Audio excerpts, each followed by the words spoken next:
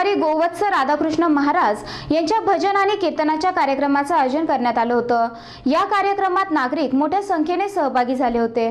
सोमवारी बिडकीनमध्ये गोवत्स राधाकृष्ण महाराज यांचा भजन आणि प्रवचनाचा कार्यक्रम आयोजित करण्यात आला होता। राधाकृष्ण महाराजांनी आपल्या प्रवचनातून गायींच्या रक्षणाचं महत्त्व सांगितलं।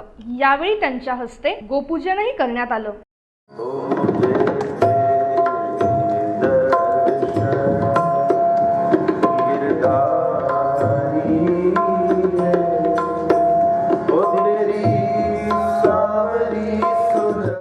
राधाकृष्ण महाराजांच्या दर्शनासाठी पंचक्रोशीतील भाविकांनी मोठी गर्दी केली होती।